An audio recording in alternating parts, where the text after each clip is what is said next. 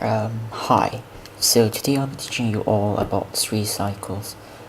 Street cycles are commonly used in fierce moves for insertions, in blind solving for freestyle or BH, and even to make your own algorithms.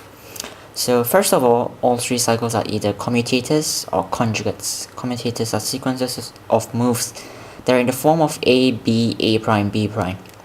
Sometimes a setup move is required, in which case they are called conjugates. Basically, they consist of an insertion and an exchange that interact in such a way that only a small number of pieces are affected, 3 in the case of 3 cycles. But before that, let's ask ourselves a few questions. Imagine there's 3 locations A, B, and C. If one can go from A to B, B to A, C to B, and B to C, can we say that we can go from A to C? The answer, as you might have already figured out, is yes. The simplest way to do so would be go to B from A, then C from B, both of which are valid operations in the list of possible movements you mentioned just now.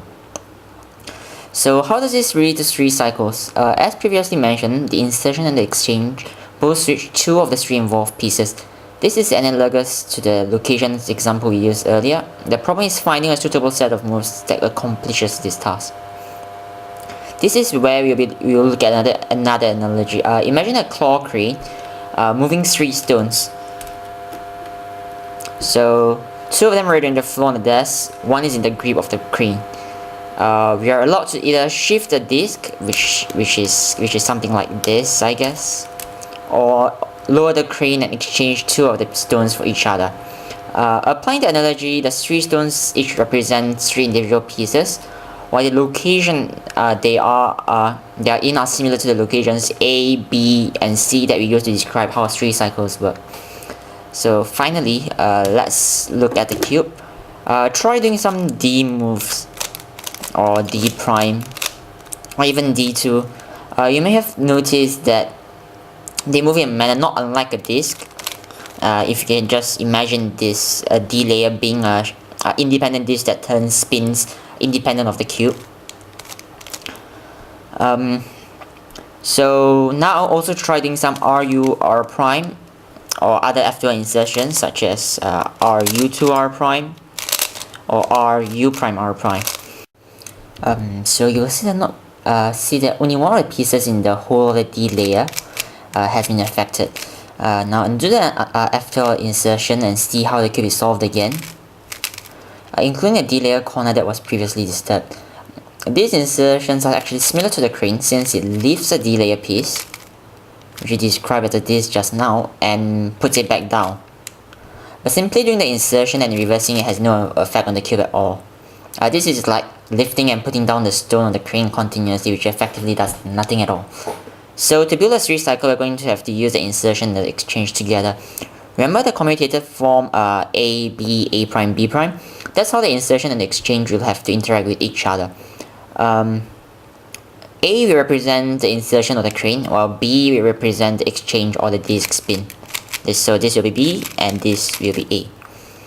Now let's move on right to an example. Try holding the cube and with blue top, red fronts, and do these moves. RU R prime, D, RU prime, R prime, D prime. While doing these moves, take a look at how the initial RUR lifted the green, red, yellow piece up from the D layer. Then notice how the D move moved the green, white, red piece to the spot where the green, red, yellow piece was before the sequence of moves. This is akin to lifting the crane and then shifting the disc. Now you just need to put the green, red, yellow piece back down to the D layer while carrying the green, white, red piece up from the D layer. This can be done by reversing the insertion, which should be visually obvious since it's just inserting the F2 pair. So after doing RU prime, R prime, you should see that the cube still looks misaligned. There's still a lot of unsolved pieces. We can fix this misalignment by undoing the disc shift, which was a D, and by reversing it, so a D prime. Now let's take a look at the aftermath of what I did just now. The green, red, yellow piece is at the green, white, red location, and the green, white, red piece is at the yellow, blue, red location, and the yellow, blue, red piece is at the green, red, yellow location.